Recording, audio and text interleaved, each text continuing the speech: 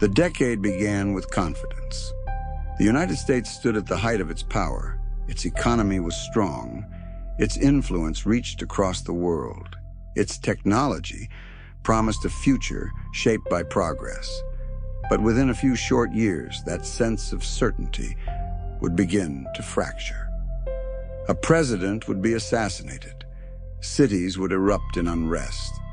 A distant war would divide the country at home. The events did not unfold slowly. They came one after another. And by the end of the 1960s, it was no longer clear what direction the nation was moving in.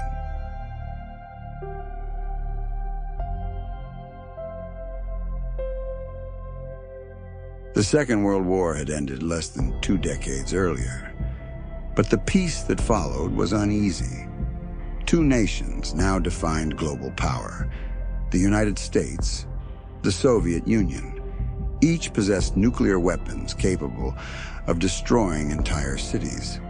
Each believed the other intended to shape the future of the world in its own image. By the early 1960s, both sides had built vast nuclear arsenals. Bombers stood ready. Missiles waited in underground silos. Submarines moved quietly beneath the oceans. Military planners described the balance with a chilling phrase: mutually assured destruction. If one side launched, the other would respond. Victory would be impossible, survival uncertain. Nowhere was this tension more visible than in Berlin. In 1961, barriers of barbed wire and concrete divided the city. Families were separated overnight. Familiar streets became a fortified border. The Berlin Wall became a symbol of a divided world. The rivalry extended far beyond Europe.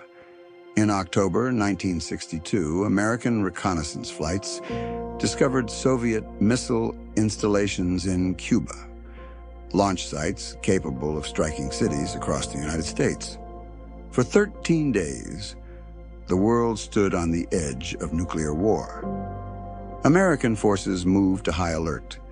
Soviet ships approached a naval blockade. Diplomats searched for a way to avoid catastrophe. A compromise was reached. The missiles were removed. The immediate danger passed. But the moment left a lasting impression. For the first time, both sides understood how close their confrontation had come to disaster. The Cold War would continue, but it would now be managed with a new awareness of its consequences. For Americans at home, the tension was not abstract. School children practiced drills beneath classroom desks. Families considered building fallout shelters. The possibility of nuclear conflict became part of everyday life. It was the shadow under which the decade began. That same rivalry extended into a new frontier: space. In 1957, the Soviet Union launched Sputnik, a small satellite. A signal heard around the world. For many Americans, it was a shock. If a rocket could reach orbit, it could reach anywhere. The United States responded quickly. In 1958, it created NASA, a civilian agency dedicated to space exploration. The competition accelerated. In 1961, Yuri Gagarin became the first human to orbit the Earth. Weeks later, Alan Shepard followed, becoming the first American in space. Then came a bold commitment. The United States would land a man on the moon before the decade was out. At the time, the technology barely existed, but the effort transformed science and engineering. New rockets were designed, computers advanced, entire industries evolved to support the mission. By July 1969, the goal was reached. Apollo 11 descended to the lunar surface. Neil Armstrong stepped onto the moon. Millions watched from their homes. What had once seemed impossible had become reality. The space race had begun as a contest between superpowers, but it expanded something larger. It reshaped how humanity understood its own limits. While global competition intensified, life at home continued to evolve. The United States entered the 1960s with a strong and growing economy. Suburbs expanded. Highways connected cities and regions. Consumer goods filled American homes. For many families, the post-war years brought stability and opportunity. But that prosperity was not evenly shared. Poverty remained widespread in many communities. Urban neighborhoods struggled with housing and underfunded schools. By the mid-1960s, national leaders began to respond.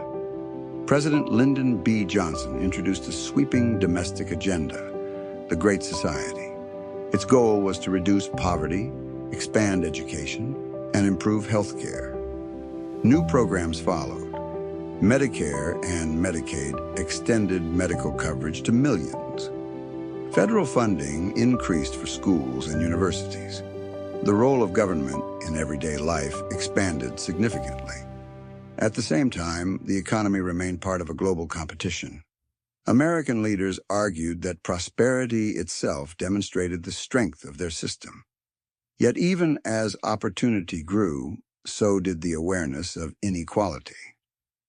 The decade's economic success revealed not only what was possible, but how unevenly those possibilities were distributed.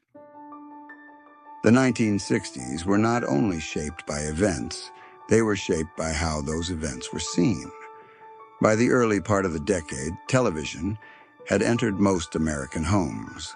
For the first time, millions of people were experiencing the same moments at the same time. News broadcasts, political speeches, and national events appeared instantly on screen. The country began to share a common visual experience. At the same time, culture itself was shifting.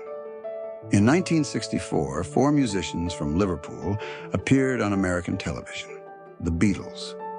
Their performance marked the beginning of a new cultural moment. Music changed, film changed. A younger generation began to question established norms. College campuses became centers of debate. Public gatherings and festivals reflected new ideas about identity and freedom. In 1969, hundreds of thousands gathered at Woodstock. The event became a symbol of a broader counterculture. For some, these changes were exciting. For others, they were unsettling. The culture of the United States was no longer moving in a single direction. It was expanding, diversifying, and becoming more unpredictable. At the center of the decade's transformation was a movement that forced the nation to confront its own contradictions, the Civil Rights Movement. For generations, the promise of equality had remained incomplete. By the early 1960s, millions of African Americans still faced segregation and discrimination. Activists organized protests across the country, sit-ins, marches, voter registration drives. Peaceful demonstrations were met with arrest, intimidation, and violence. And for Americans watching at home, the images were impossible to ignore. In 1963, hundreds of thousands gathered in Washington, D.C. Martin Luther King Jr. spoke from the steps of the Lincoln Memorial. The moment became one of the defining events of the era. The movement led to major legislative change. The Civil Rights Act of 1964, the Voting Rights Act of 1965. These laws reshaped American institutions, but they did not end the struggle. Inequality remained. New voices within the movement called for greater political and economic power. The conversation expanded. The Civil Rights Movement did more than change laws. It changed expectations. It forced a national reckoning over the meaning of democracy itself. As change unfolded at home, the United States remained deeply engaged abroad. Nowhere was that involvement more visible than in Vietnam. What began as limited support grew into a full-scale military commitment. By the late 1960s, Hundreds of thousands of American soldiers were deployed in Southeast Asia. The war unfolded far from American soil. But for the first time, it was brought directly into American homes. Television broadcasts showed the realities of combat. The human cost became increasingly visible. Public opinion began to shift. Protests spread across college campuses and cities. Debates over foreign policy intensified. Vietnam became more than a military conflict. It became a defining national question. How should the United States use its power? The country remained at the center of global alliances and institutions, but the costs of that leadership were becoming harder to ignore. As the decade progressed, events began to accelerate. In November 1963, President John F. Kennedy was assassinated. The moment shocked the nation. Years later, the country faced further loss. In 1968, Martin Luther King Jr. was assassinated. 2 months later, Robert F. Kennedy was killed. The deaths deepened a growing sense of instability. At the same time, protests intensified. Demonstrations against the Vietnam War grew larger. In Chicago, clashes between protesters and police were broadcast on national television. The divisions of the decade were now visible to everyone. For many Americans, it no longer felt like the country was moving together. It felt fractured, uncertain, pulled in multiple directions at once. By the end of the 1960s, the United States had been profoundly transformed. Civil rights legislation had reshaped the law. Space exploration had expanded the boundaries of possibility. Government programs had altered the role of the state. But the decade had also exposed deep divisions over war, over justice, over the direction of the country itself. The optimism that marked the beginning of the era had given way to something more complicated. The 1960s did not resolve the questions they raised. They carried them forward. The nation that entered the 1970s was not the same one that had begun the 1960s. It was more diverse, more outspoken, more divided. The decade had not simply passed. It had changed the country.